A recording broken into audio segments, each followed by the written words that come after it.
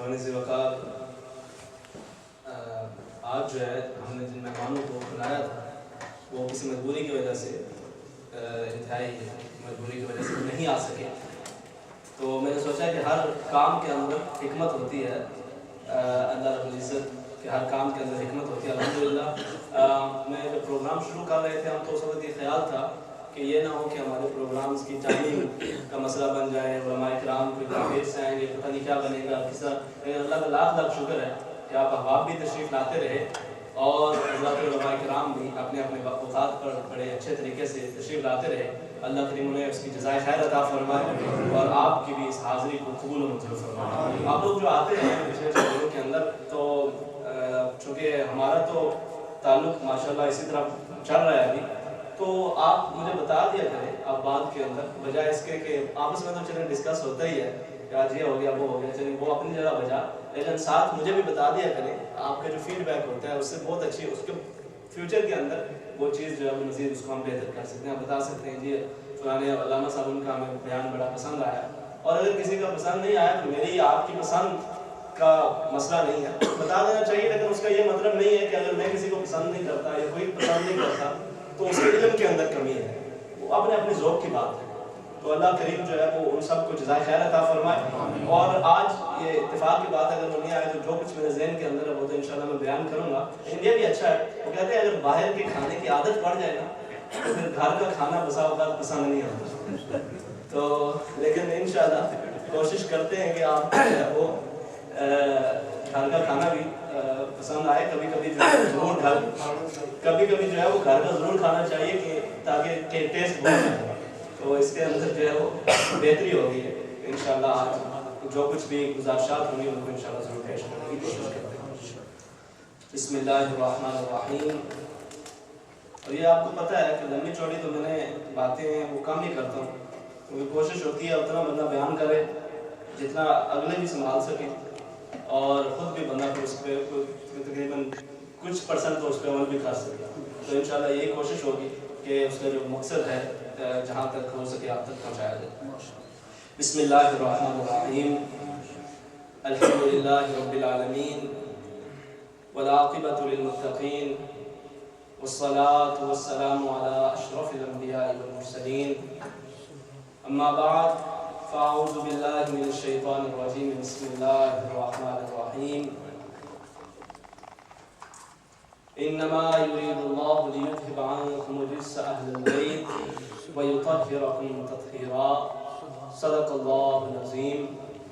وقال اللہ تبارک وتعالی فی شان حبیبہ مخبرا وآمرا، ان اللہ وملائکتہ یصلون علی النبی یا ایھا الذین آمنوا صلوا علیہ وسلموا تسلیما، اللہم صل علی سیدنا ومولانا محمد وعلی آل سیدنا ومولانا محمد وبارک وسلم وصلی علیہ۔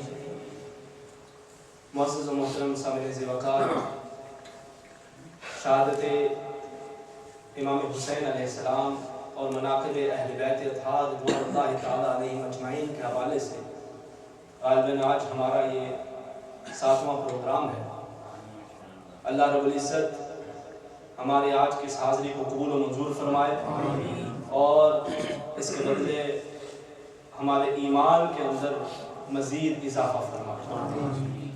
سامعین ذی وقار، لوگوں کے رشتہ دار فوت ہوتے ہیں، عزیز و اقارب اس دنیا سے چلے جاتے ہیں، کچھ وقت گزرتا ہے، زخم منمل ہو جاتا ہے، باپ اپنے بیٹے کی وفات کو کچھ عرصے بعد بھول جاتا ہے، لیکن صدیاں گزر گئی، علی کے بیٹے کی شہادت کو بھلایا نہیں جا سکا۔ بہنیں اپنے بھائی کی وفات کو، اپنے ویر کی موت کو بھول جایا کرتی ہیں، بڑا گہرا زخم ہوتا ہے، بہت تکلیف ہوتی ہے، لیکن کچھ عرصے بعد وہ بھی بھلا دیتی ہے، لیکن 14 صدیاں گزر گئی، زینب کے ویر کی شہادت کو بھلایا نہیں جا سکتا۔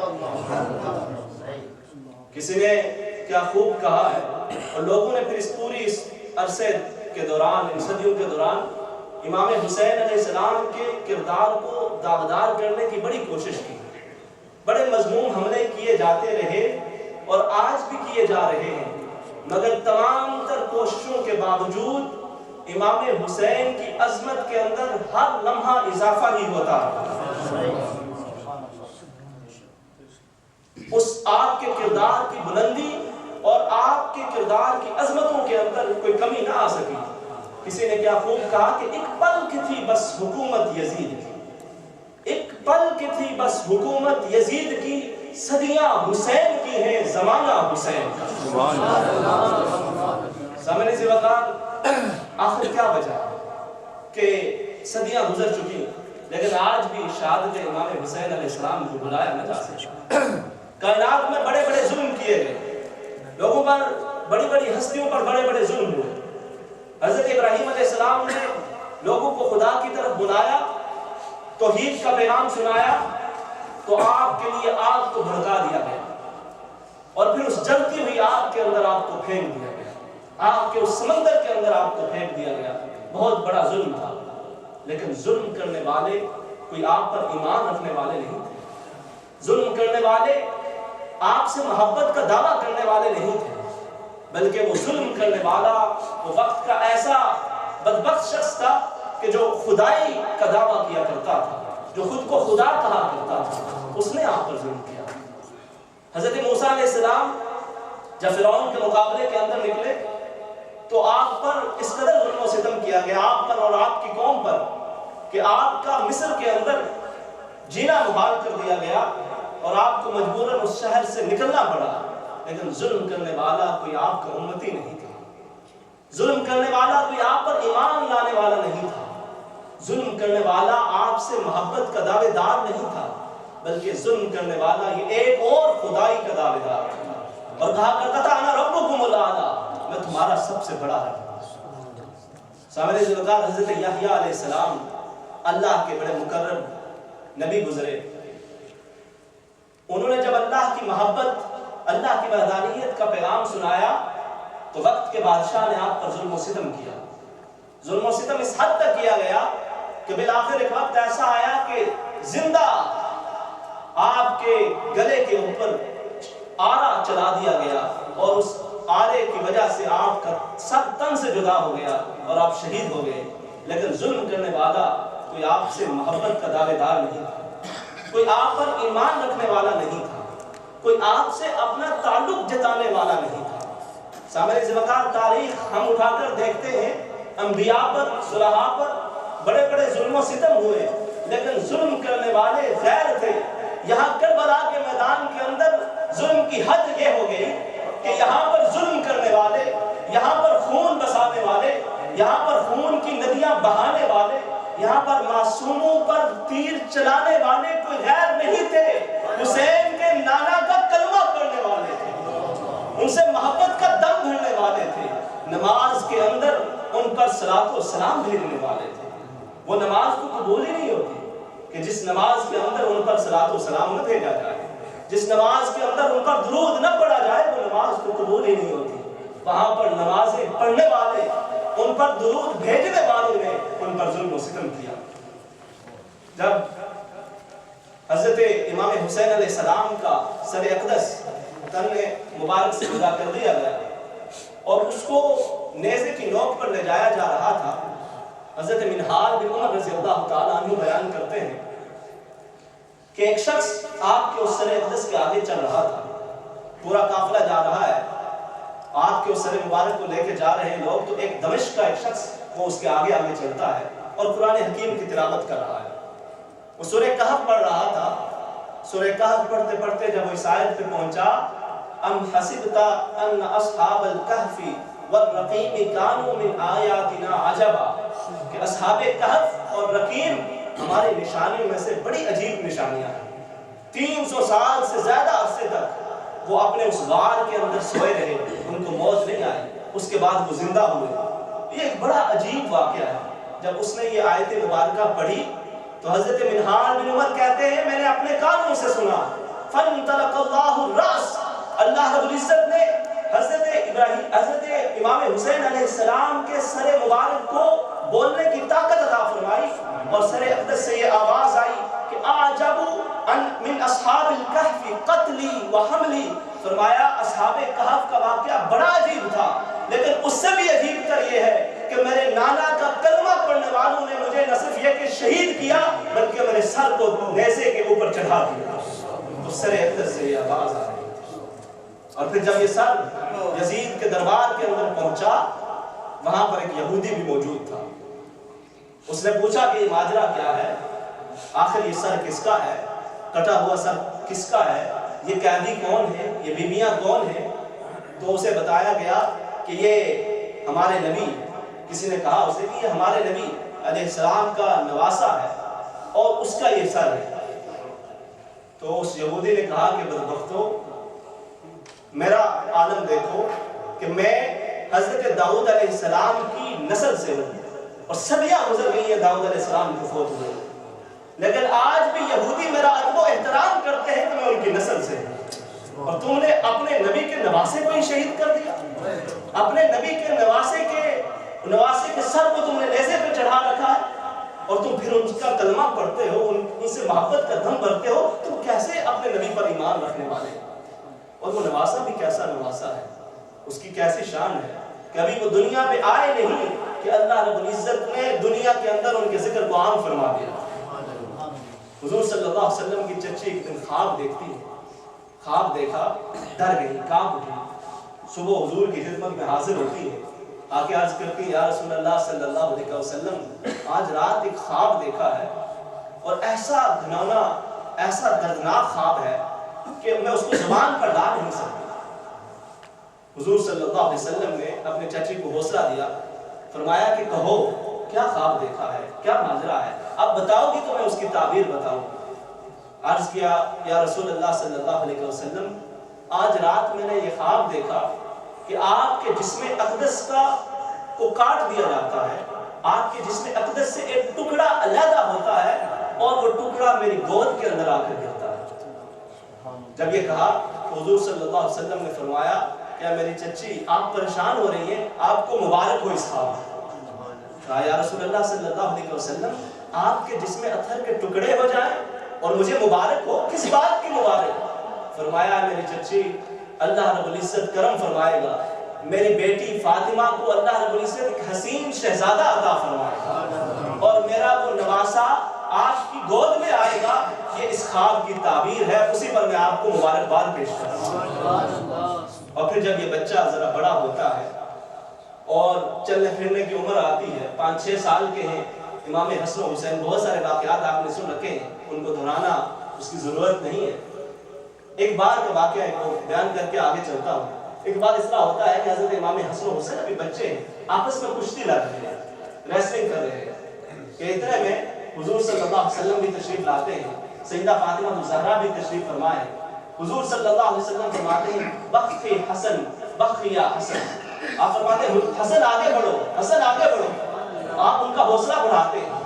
جب یہ منظر حضور صلی اللہ علیہ وسلم نے دیکھا تو حضرت فاطمہ الزہرا رضی اللہ تعالیٰ عنہ نے جب یہ منظر دیکھا تو عرض کرنے لگی ابا جی آپ حسن کا تو حوصلہ بڑھا رہے، حسین کو حوصلہ نہیں بڑھا رہے، اس کو شاباش نہیں دے رہے۔ فرمایا میری بیٹی فاطمہ تم کیا سمجھتی ہو کہ حسین کا حوصلہ بڑھانے والا کوئی نہیں ہے، میں اپنے بیٹے حسن کا حوصلہ بڑھا رہا ہوں۔ وَهَذَا جِبْرَائِيلُ قَائِلٌ بَخِي حسین بخی حسین، اور یہ جبرائیل کھڑا حسین کا حوصلہ بڑھا رہا ہے۔ یہ وہ شہزادے ہیں، یہ وہ نواسے ہیں، ان کو کربلا کے میدان کے اندر شہید کر دیا گیا، ان کا سر تن سے جدا کر دیا گیا۔ تو پھر یہ واقعہ عجیب تر کیوں نہ ہو، اور صدیاں گزرنے کے باوجود اس کا ذکر کیوں کم نہ ہو؟ وہ جنہوں نے محبت حسین کو دل سے نکالنا چاہا، تاریخ نے ان کو تو بھلا دیا، لیکن تاریخ کبھی تذکرہ حسین کو نہ بھلا سکی، بلکہ جن لوگوں نے حضرت امام حسین اور اہل بیت سے محبت کا حق ادا کیا، اللہ رب العزت نے ان کے تذکرے کو بھی عزت عطا فرمائی۔ حضرت جنید بغدادی ایک مرتبہ آپ بعد کے اندر بڑے اللہ کے ولی بنے، لیکن اس سے پہلے آپ بہت بڑے ریسلر تھے۔ محمد علی کرے کا تصور آپ ذہن کے اندر لائیں، بہت بڑے پہلوان ہیں اور بڑے بڑے مارکوں کے اندر آپ ہمیشہ جاتے اور جیت کا لوٹا کرتے تھے۔ بادشاہ کے آپ خاص خصوصی پہلوانوں کے اندر آپ کا شمار ہوتا تھا۔ ایک بار اس طرح ہوتا ہے کہ بڑا سا میدان سجا ہے اور حضرت جنید بغدادی جو کہ ابھی ولایت کے اس درجے پر نہیں پہنچے، یہ وہاں پر اس میدان کے اندر موجود ہیں اور لوگوں کو کہا جا رہا ہے کہ کوئی ہے جو جنید کا مقابلہ کر سکے، کوئی ہے جو جنید کو پچھاڑ سکے، اس کے ساتھ کشتی کر سکے۔ کسی کی ہمت نہیں ہو رہی تھی کہ اتنا ایک بوڑھا سا شخص، کمزور سا شخص وہ آگے بڑھتا ہے، آگے کہتا ہے کہ جنید کا مقابلہ میں کروں گا۔ سب ہنسنے لگے، اس کا مذاق اڑانے لگے کہ بھائی یہ دیکھو بڑے بڑے پہلوان جس کا مقابلہ نہیں کر سکتے، یہ بوڑھا اس کا مقابلہ کیا کرے گا۔ اسے کہا گیا کہ تم اس کا مقابلہ نہیں کر سکتے، تمہاری ایسی وہ ایک ہی تمہیں پنچ مارے گا اور تم مر جاؤ گے، اس کے مقابلے میں نہ جاؤ۔ اس نے کہا نہیں میں جاؤں گا اور تم دیکھو گے کہ میں جیت کر آؤں گا۔ جب میدان سج گیا اور اس میدان کے اندر جب حضرت جنید بغدادی آگے بڑھے اور وہ بوڑھا بھی آگے بڑھا، تو بالکل جب لڑائی شروع ہونے لگی تو اس نے کان کے اندر ایک بات کہہ دی۔ وہ بات اس نے جب کہہ ڈالی تو اب حضرت جنید بغدادی مقابلہ کرتے کرتے بار بار مقابلہ ہوتا ہے۔ پہلی بار مقابلہ ہوا تو سارے حیران رہ گئے کہ جنید نیچے گر گئے اور وہ بوڑھا بزرگ ان کے اوپر آ گیا اور وہ پہلا مقابلہ جیت گیا۔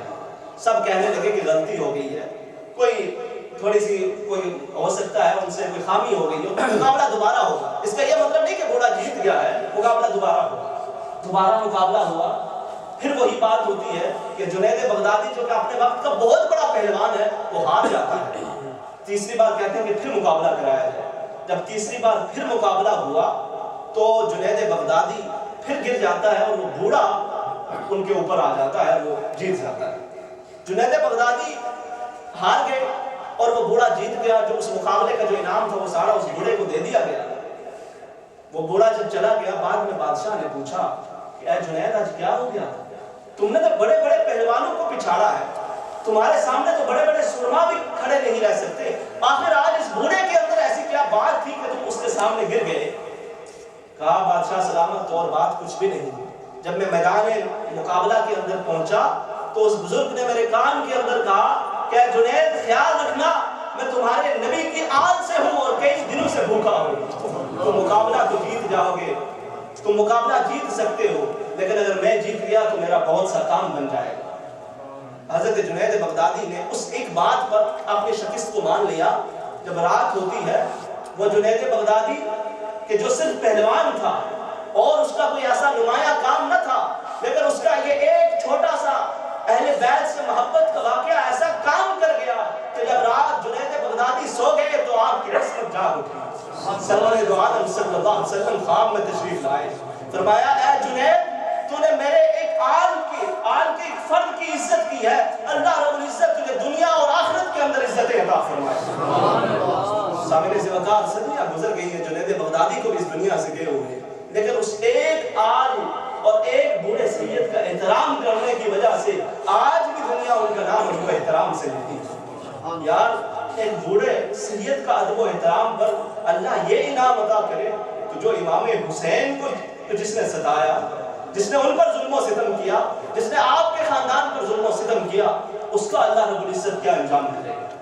تو میں نے یہ بتایا کہ جو اہل بیت سے محبت بھی کرتے ہیں ان کا اپنا مقام تو بہت ہی اعلیٰ ہے، جو ان سے محبت بھی کرتے ہیں، آپ جیسے جو ان کے چاہنے والے بھی ہیں، وہ جو محبت کے اندر آگے بڑھتے جائیں اللہ رب العزت ان کے درجات کو بھی بلند فرماتا جاتا ہے۔ اللہ رب العزت ہماری اس محبت کے اندر مزید اضافہ فرمائے۔ سامنے سے وقار روائیے اس بات کی طرف کہ آخر امام حسین علیہ السلام کی شہادت کا پس منظر کیا ہے، یہ سارا واقعہ ہوا کیسے اور اس کے پیچھے کیا اسباب تھے۔ آئیے میں آپ کو مدینہ طیبہ کے اندر لے چلتا ہوں۔ حضور صلی اللہ علیہ وسلم کافی زیادہ آپ کی طبیعت مبارک خراب ہے، مسجد نبوی کے اندر نماز کا وقت ہو جاتا ہے، اذان ہو گئی، صحابہ کرام مڑ مڑ کے دیکھ رہے ہیں کہ سرکار تشریف نہیں لا رہے، جماعت کا وقت نکلا جا رہا ہے، نماز کا وقت نکلا جا رہا ہے، سب صحابہ کی نظریں حجرہ رسول کریم صلی اللہ علیہ وسلم کی طرف ہیں۔ اتنے میں حضور صلی اللہ علیہ وسلم دو صحابہ کے ساتھ باہر تشریف لاتے ہیں، ایک صحابی نے دائیں طرف سے پکڑ رکھا ہے، ایک نے بائیں طرف سے پکڑ رکھا ہے، اور آپ پاؤں گھسیٹتے گھسیٹتے مسجد کی طرف تشریف لا رہے ہیں۔ اس قدر کمزوری کا عالم ہے، لیکن اتنی کمزوری بھی ہے لیکن نماز نہیں چھوڑی۔ یہ ہمارے نبی کی شان ہے کہ جن کو اللہ رب العزت نے ہر مقام و مرتبہ عطا فرمایا، اتنی بیماری کے اندر بھی نہ صرف یہ کہ نماز بلکہ جماعت بھی چھوڑنے کو تیار ہو۔ اس عالم میں مسجد میں تشریف لاتے ہیں، حضور صلی اللہ علیہ وسلم حضرت ابوبکر صدیق رضی اللہ تعالیٰ عنہ کو حکم فرماتے ہیں کہ ان کو مصلی پہ کھڑا کیا جائے اور وہ جماعت کرائے۔ حضرت ابوبکر صدیق رضی اللہ تعالیٰ عنہ حکم رسول کریم صلی اللہ علیہ وسلم کے مطابق جماعت کراتے ہیں اور حضور صلی اللہ علیہ وسلم آپ کے پیچھے ایک نماز ادا فرما لیتے ہیں۔ اب کچھ ہی دنوں کے اندر حضور صلی اللہ علیہ وسلم کا وصال ہو جاتا ہے۔ اب حضور صلی اللہ علیہ وسلم کے بعد خلافت کو کون سنبھالے؟ تمام صحابہ کرام نے، چونکہ یہ سارے واقعات دیکھ رکھے تھے کہ حضور صلی اللہ علیہ وسلم نے اپنی حیات مبارکہ کے اندر ابوبکر کو اپنے مصلی پر کھڑا کیا تھا، تو سارے حضرت ابوبکر صدیق رضی اللہ تعالیٰ عنہ کی خلافت پر متفق ہو جاتے ہیں۔ حضرت ابوبکر صدیق رضی اللہ تعالیٰ عنہ کی خلافت کا زمانہ چلتا رہا۔ اس کے بعد حضرت عمر فاروق رضی اللہ تعالیٰ عنہ آ جاتے ہیں، اور ابو بکر و عمر کون ہیں؟ یہ وہ ہستیاں ہیں کہ حضور صلی اللہ علیہ وسلم ایک بار یوں تشریف لائے، دائیں طرف ابو بکر تھے، بائیں طرف عمر تھے۔ حضور نے صحابہ کرام کو مخاطب کر کے فرمایا، اے میرے صحابہ، یہ منظر دیکھ رہے ہو کہ میں درمیان میں ہوں، دائیں طرف ابو بکر ہے، بائیں طرف عمر ہے۔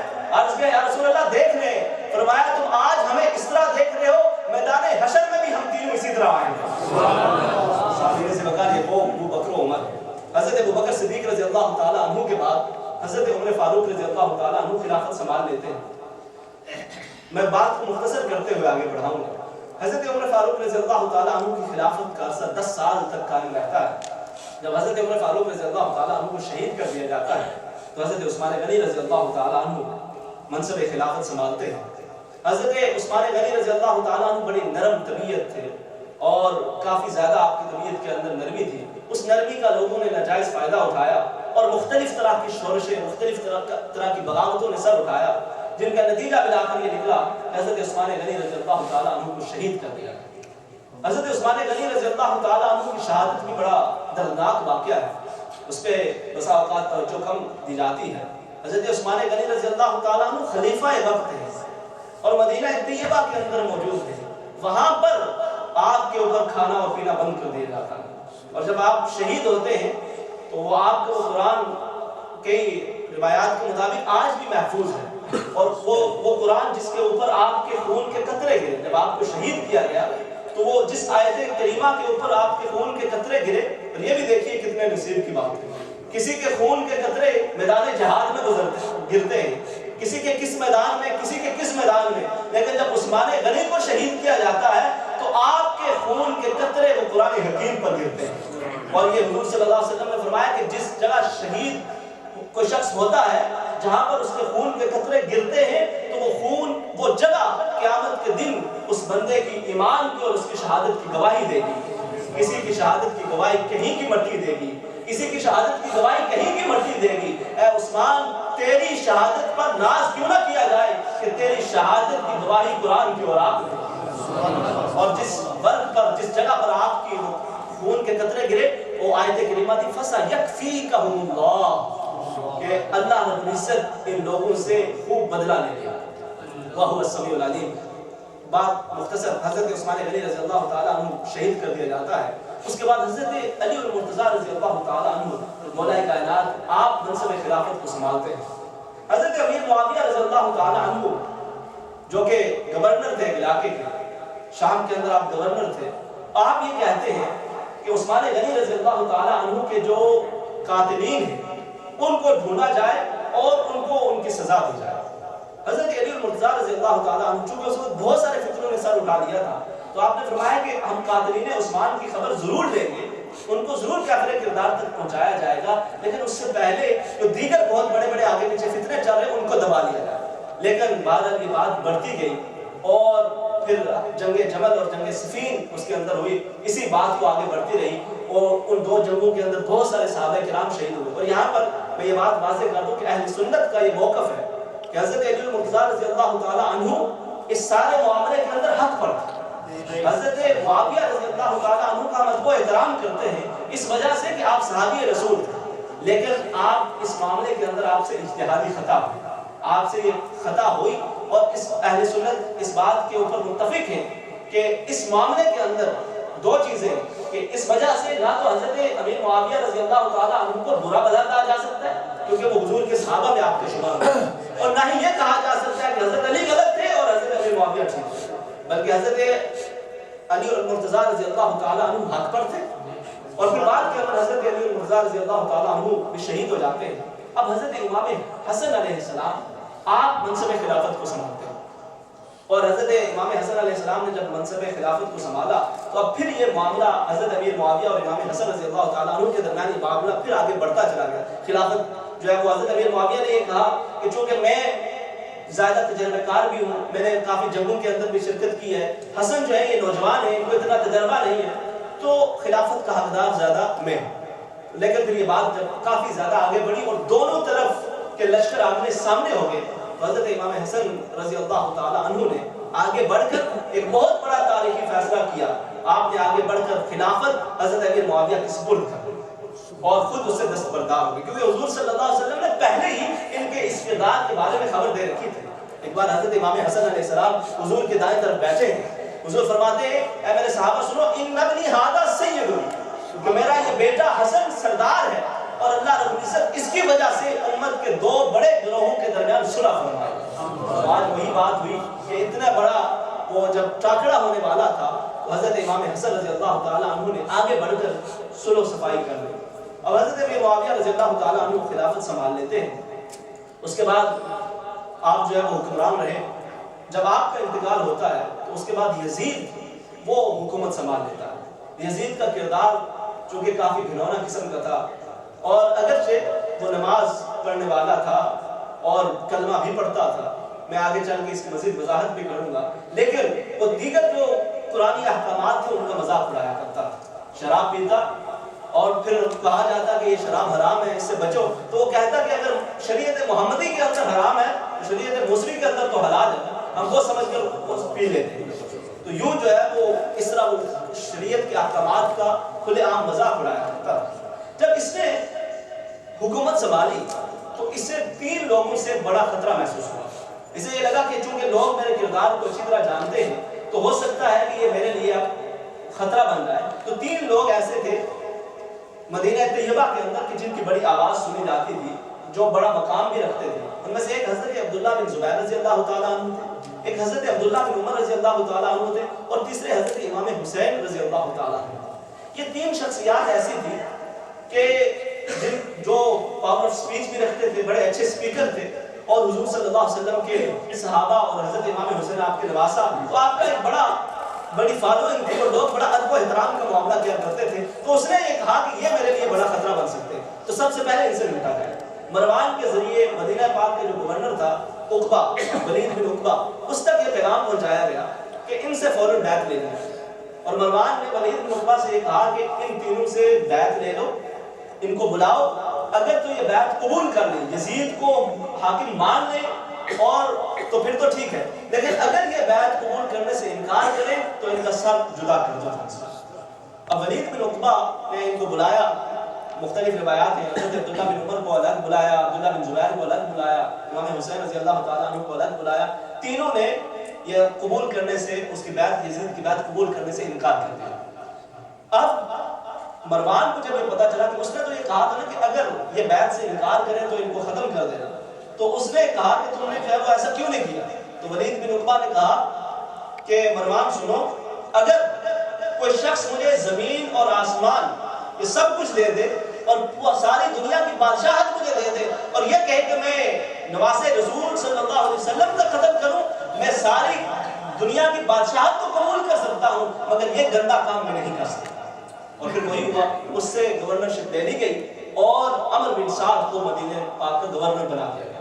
اب جب یہ معاملات ہو رہے تھے تو حضرت عبداللہ بن زبیر رضی اللہ تعالیٰ عنہ اور حضرت عبداللہ بن عمر رضی اللہ تعالیٰ عنہ یہ خاموشی سے مدینہ طیبہ چھوڑ کر مکہ چلے گئے، اور حضرت امام حسین علیہ السلام کچھ دن آپ مدینہ طیبہ کے اندر رہے۔ پھر آپ کو بھی احباب نے یہ مشورہ دیا کہ آپ بھی اس شہر سے روانہ ہو جائیں کیونکہ آپ کے لیے ورنہ یہاں پر بڑی مشکلات بن جائیں گی۔ حضرت امام حسین رضی اللہ تعالیٰ عنہ ایک رات روضہ رسول صلی اللہ علیہ وسلم میں حاضر ہوتے ہیں اور بڑے ہی دردناک اشعار اور بڑی ہی دردناک قصیدہ حضور کی بارگاہ میں پیش کرتے ہیں کہ یا رسول اللہ صلی اللہ علیہ وسلم، آپ کا یہ شہر اور وہ شہر کہ جس کو حضور صلی اللہ علیہ وسلم بے حد محبت کیا کرتے ہیں. اور آپ نے یہ فرمایا کہ اگر کوئی شخص یہ کر سکے تو اسے کرنا چاہیے کہ وہ اپنی موت وہ مدینہ کے اندر اگر کر سکے تو اسے چاہیے کہ وہ مدینہ کے اندر مرے. اور حضرت عمر فاروق رضی اللہ تعالیٰ عنہ ہمیشہ یہ دعا مانگا کرتے تھے کہ الہ العالمین مجھے شہادت کی موت عطا فرمانا اور مدینہ پاک کے اندر موت عطا فرمانا. تو اس شہر کو چھوڑ کے جانا جہاں پر اپنے نواسا کا روزہ بھی ہو اور جہاں پر پلے بڑے بھی ہو تو بڑا مشکل کام ہے. وہ سب حضور صلی اللہ علیہ وسلم کی خدمت میں پیش کرتے رہے. آپ کو تھوڑی سی آگ لگی, سرور دو عالم صلی اللہ علیہ وسلم نے زیارت فرمائی اور حضرت امام حسین علیہ السلام کو حضور صلی اللہ علیہ وسلم نے ارشاد فرمایا کہ اے حسین آپ کے لیے یہ لکھ دیا گیا ہے کہ آپ کو یہاں سے روانہ ہونا ہے, لہٰذا آپ اس شہر سے روانہ ہو جائیے. میں آپ کے والد اور آپ کی والدہ ہم سب آپ کا انتظار کر رہے ہیں اور جنت کو آپ کے لیے سجایا جا رہا ہے. جب یہ تقریر سنی حضرت امام حسین رضی اللہ تعالیٰ عنہ مدینہ طیبہ چھوڑ کر مکہ مکرمہ چلے جاتے ہیں. جب آپ مکہ مکرمہ پہنچے تو کوفہ سے آپ کو بہت سارے خطوط آنا شروع ہوئے. یہاں پر بہت سارے لوگوں کے ذہن کے اندر یہ آتا ہے کہ آخر وہ خطوط حضرت امام حسین علیہ السلام کو کیوں آئے اور پھر کوفہ سے کیوں آئے. تو اس کی وجہ یہ ہے کہ حضرت علی المرتضیٰ رضی اللہ تعالیٰ عنہ نے اپنی خلافت کا مرکز وہ کوفہ کو بنا دیا تھا. آپ وہاں سے خلافت کے امور سر انجام دے رہے تھے اور پھر حضرت امام حسن علیہ السلام بھی وہیں پر خلیفہ رہے. اسی کو آپ نے اپنا جو ہے وہ دارالخلافہ مقرر کر رکھا تھا.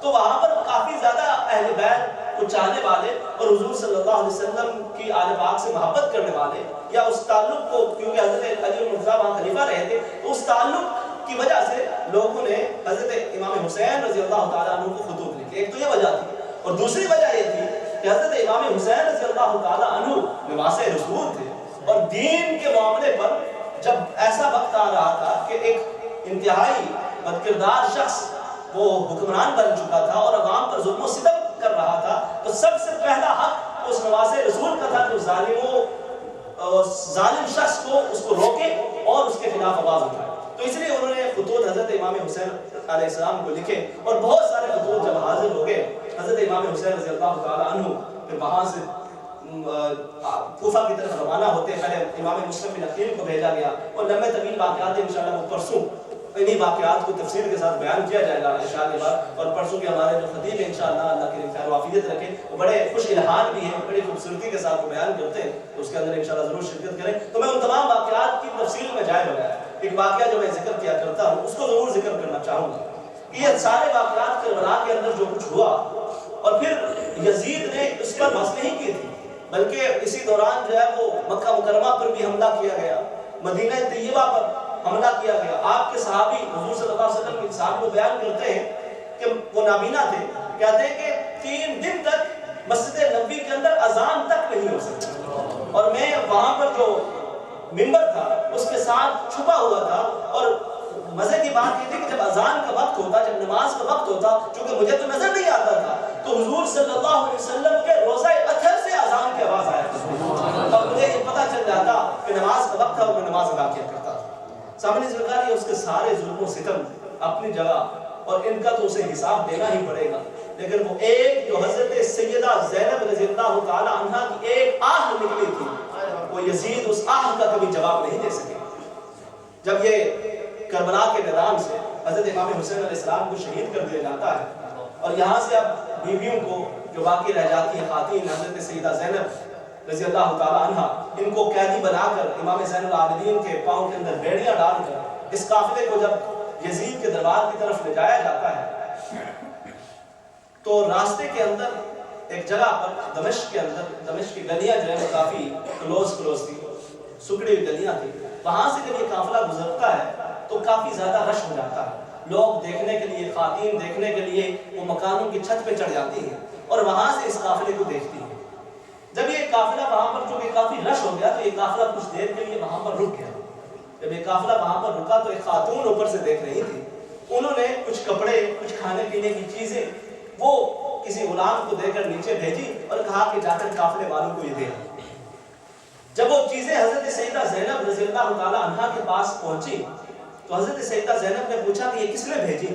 اس نے بتایا کہ یہ فلاں خاتون ہے, انہوں نے بھیجی. تو کہا جاؤ اس خاتون کو میرے پاس لے آؤ, ان کو میری طرف بلاؤ.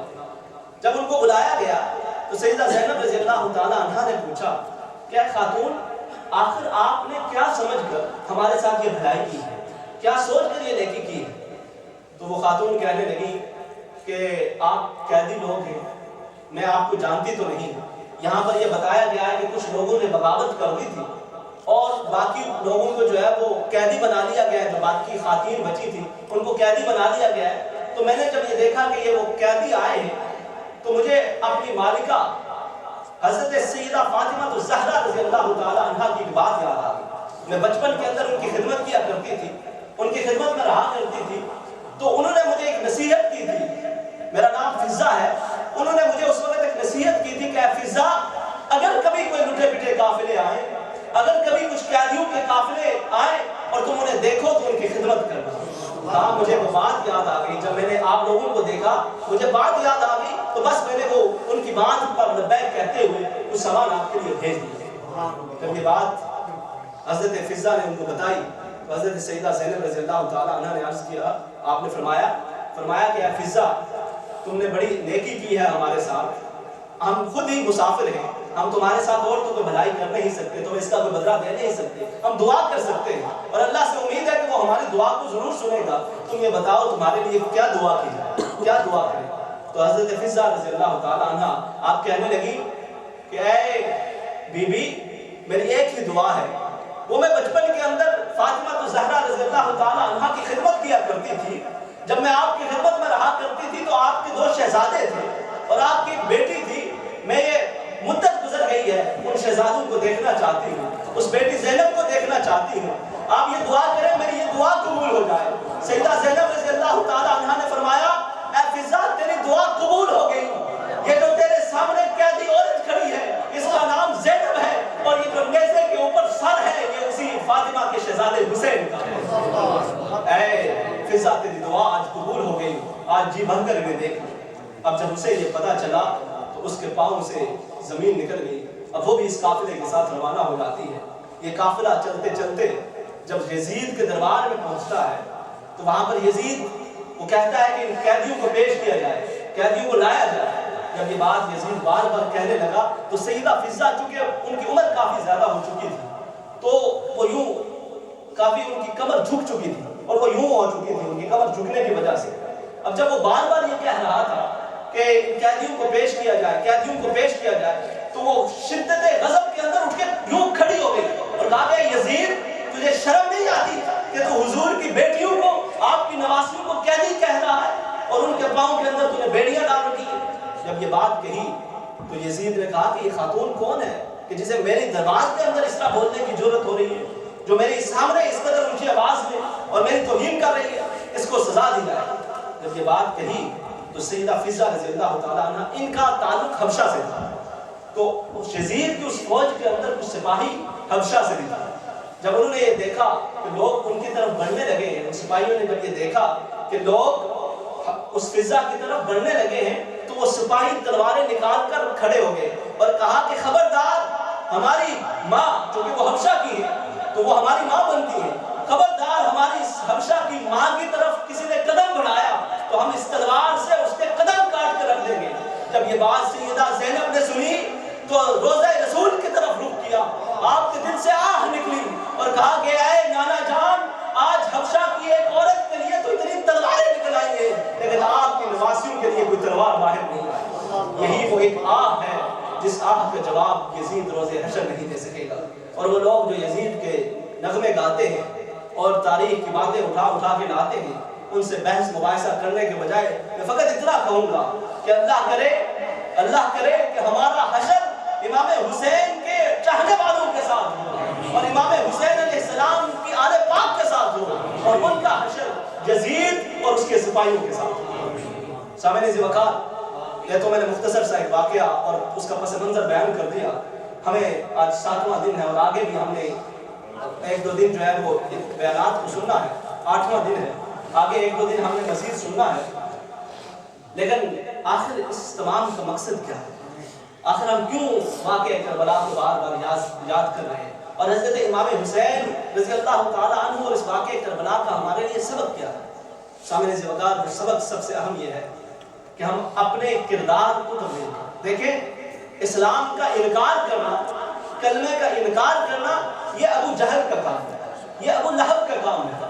لیکن کلمہ پڑھ کر اسلام کا مذاق اڑانا، نماز پڑھ کر نبی کے اصحاب اور آل کا مذاق اڑانا، ان سے نفرت کرنا، ان کی شانوں میں کمی کرنا اور اسلام کا نام لے کر دھوکہ دینا، منافقت کرنا اور اسلام کا نام لے کر ظلم و ستم کرنا، یہ کفر نہیں ہے، یہ یزیدیت ہے، یہ یزیدیت ہے. ہم نے اپنے کردار کے اندر دیکھنا ہے، کہیں ہم اس غلط فہمی کے اندر نہ ہوں کہ ہم تو کلمہ پڑھتے ہیں. کلمہ بظاہر وہ بھی پڑھتا تھا، نماز بظاہر وہ بھی پڑھتا تھا، لیکن اس کا کردار ایسا ہو چکا تھا کہ اسے اسلام کا اور پیغمبر اسلام کا کوئی حیا نہ رہا تھا. وہ اپنے نشے کے اندر مست ہو چکا تھا، وہ کھلے عام شراب بھی پیا کرتا تھا، اسلام کا مذاق بھی اڑایا کرتا تھا اور جائز اور ناجائز کی کوئی پرواہ نہیں کیا کرتا تھا. کہیں ہمارے اندر تو یہ بات نہیں، کہیں ہمارے اندر تو یہ کردار نہیں پایا جاتا. یہ یزید کا کردار ہے، اور کردار حسینیت یہ ہے کہ نہ خود کسی پر ظلم کیا جائے، چاہے وہ اپنے گھر کے اندر موجود کوئی ماں بیٹی ہو، یا پھر باہر، یا پھر کوئی پڑوسی ہو، یا بازار کے اندر کوئی دکاندار ہو. کہیں پر بھی ہر وقت ہمارے دل کے اندر یہ خیال رہے کہ نہ میں نے کسی پر ظلم کرنا ہے، اور اگر کہیں ظلم ہو رہا ہو تو اس کے خلاف بھرپور آواز اٹھانی اپنی استطاعت کے مطابق. کبھی ہمارے دل کے اندر یہ احساس تو پیدا ہو.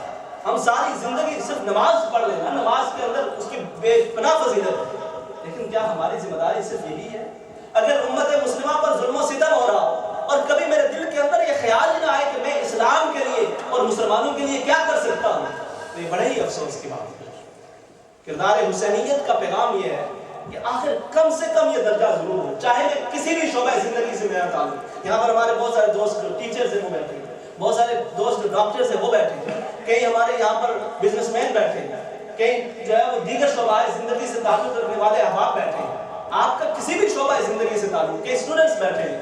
آپ کے ذہن کے اندر ہر موقع پر یہ بات رہے کہ میں ذاتی طور پر، انفرادی طور پر اسلام کے لیے اور مسلمانوں کے لیے کیا کر سکتا ہوں.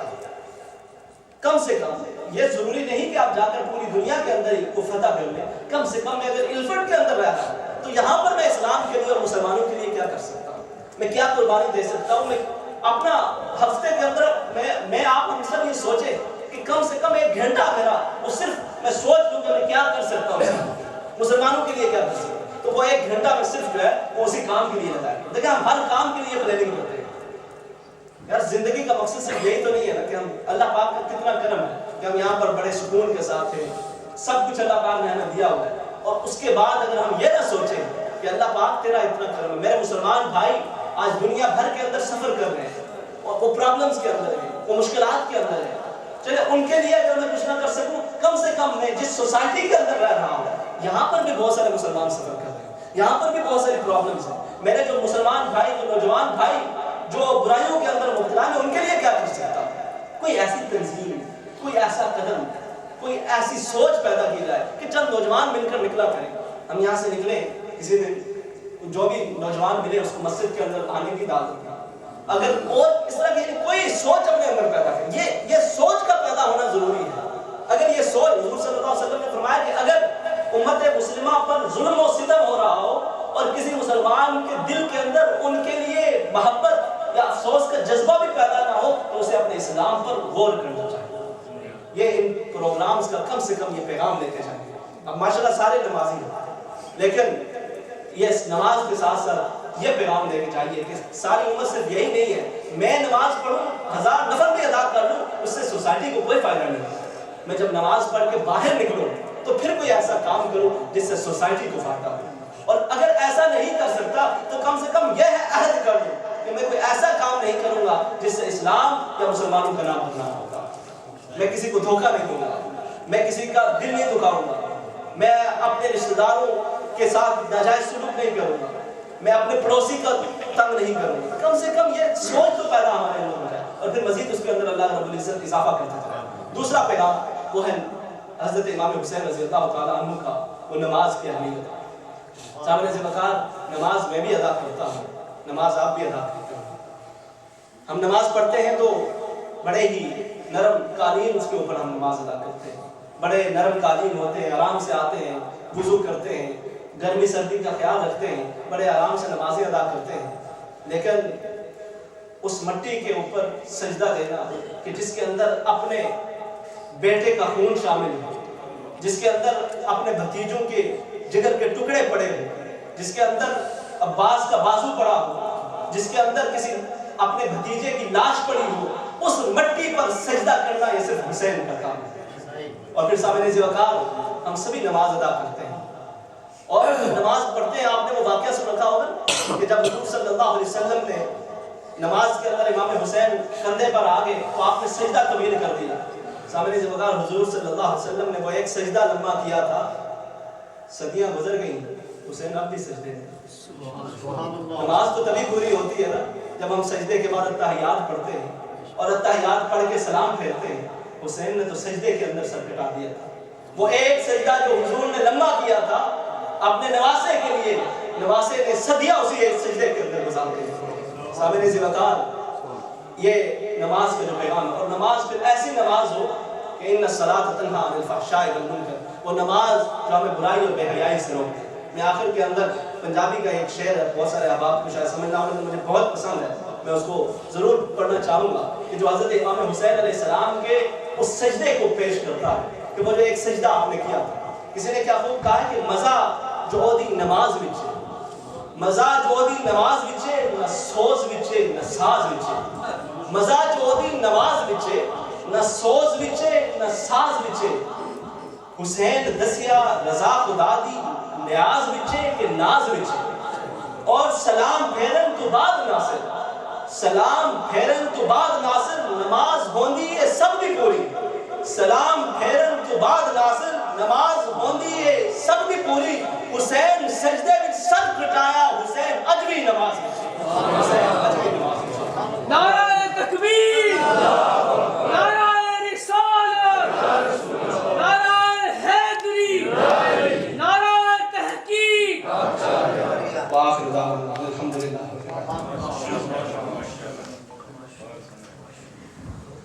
میں امید کرتا ہوں انشاءاللہ اسی طرح پروگرام جاری و ساری رہے گا۔ کل بھی پرسوں میں اسی کوشش کریں گے، اور کل چونکہ 9 اور 10 محرم بھی ہے، اس حوالے سے کوشش کریں آپ روزہ رکھنے کا۔ سحری کا وقت تقریباً 5 بجے تقریباً بند ہوگا، کوشش کریں روزہ بھی رکھیں، اور انشاءاللہ 10 کو بھی روزہ رکھیں۔ حضور صلی اللہ علیہ وسلم نے 10 کا روزہ رکھا، اور پھر فرمایا کہ اگر اللہ رب العزت نے مجھے آئندہ سال موقع دیا تو میں 9 کا بھی روزہ رکھوں گا۔ تو حضور صلی اللہ علیہ وسلم نے اس کو پسند فرمایا۔ اللہ رب العزت مجھے، آپ کو، ہم سب کو روزہ رکھنے کی توفیق عطا فرمائے۔ میں آپ سے گزارش کروں گا کہ مختصر سے دعا فرمائیں۔ بسم اللہ الرحمن الرحیم، اللہم صلی علی سیدنا و نبینا و حبیبنا و شفیعنا و مولانا محمد و علی آلہ و اصحابہ و بارک وسلم و صلی علیہ۔ اللہم ربنا آتنا فی الدنیا حسنۃ و فی الآخرۃ حسنۃ و قنا عذاب النار۔ یا مالک مولا ہمارے گناہ کبیرہ اور صغیرہ کو معاف فرما۔ یا مالک مولا ہمارا یہاں پر بیٹھنا اپنی بارگاہ کے اندر قبول منظور فرما۔ یا مالک مولا امام صاحب نے جو بیان کیا ہے، یا مالک مولا ہم نے جو نماز عشاء پڑھی ہے اس کو اپنی بارگاہ کے اندر اس کو قبول منظور فرما۔ یا مالک مولا اگر ہم سے کوئی غلطی ہوئی ہو اپنے فضل و کرم سے اور ہمارے آقا کے صدقے سے، اور خصوصاً بالخصوص شہداء کرب و بلا کے صدقے سے ہمیں معاف فرما۔